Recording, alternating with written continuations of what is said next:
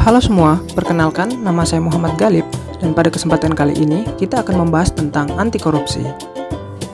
Sebelum itu, tahukah kalian apa itu korupsi? Korupsi berasal dari bahasa Latin yakni corruptio yang artinya busuk, rusak, atau tidak bermoral. Secara bahasa, korupsi adalah suatu tindakan penyelewengan atau penyalahgunaan uang negara untuk mendapatkan keuntungan pribadi. Bentuk-bentuk tindakan korupsi. Sesuai dengan Undang-Undang Pemberantasan Tindak Pidana Korupsi, korupsi dikelompokkan ke dalam 7 bentuk, yakni kerugian keuangan negara, penyuapan, penggelapan dalam jabatan, pemerasan, perbuatan curang, benturan kepentingan dalam pengadaan, dan gratifikasi.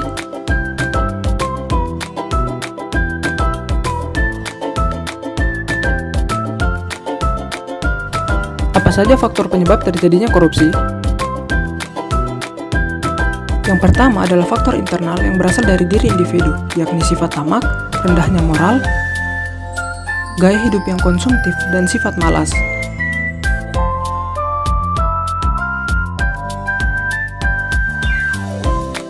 Selanjutnya adalah faktor eksternal yang terdiri atas aspek ekonomi seperti tuntutan kebutuhan yang tinggi, namun pendapatan tidak dapat mengimbangi kebutuhan.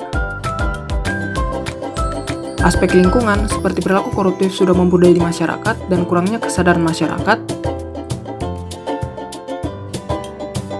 Aspek organisasi seperti kurangnya keteladanan pemimpin dan adanya kesempatan untuk berbuat korupsi.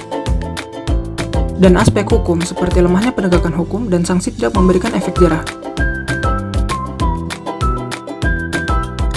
Dampak korupsi. Korupsi mengakibatkan berbagai dampak, diantaranya melemahkan perekonomian nasional, rendahnya kualitas pelayanan publik, meningkatkan kesenjangan sosial dan kemiskinan, meningkatkan kriminalitas, dan hilangnya kepercayaan kepada pemerintah, serta masih banyak lagi. Perilaku koruptif dalam kehidupan sehari-hari. Tanpa kita sadari, kita sering bertemu dengan perilaku koruptif di sekitar kita. Beberapa perilaku koruptif yang sering kita jumpai dalam kehidupan sehari-hari, diantaranya menyontek. Menyontek merupakan perilaku yang tidak menunjukkan integritas serta bertentangan dengan nilai dan prinsip anti korupsi. Tidak tepat waktu. Tidak tepat waktu juga mencerminkan tindakan korupsi terhadap waktu, seperti datang terlambat atau pulang sebelum waktu. Dan juga menerima hadiah yang berhubungan dengan jabatan, karena hal tersebut merupakan gratifikasi.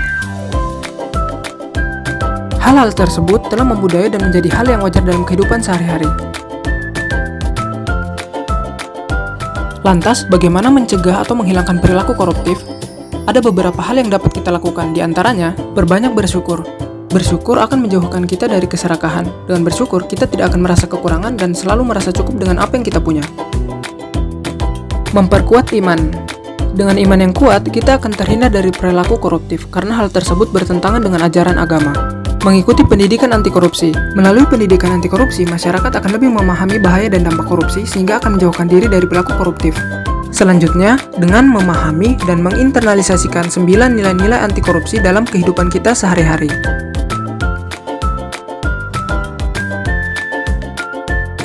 Dengan melakukan hal-hal tersebut, tentunya kita dapat terhindar dari perilaku koruptif. Ayo bersama berantas korupsi demi Indonesia yang lebih baik. Thanks for watching.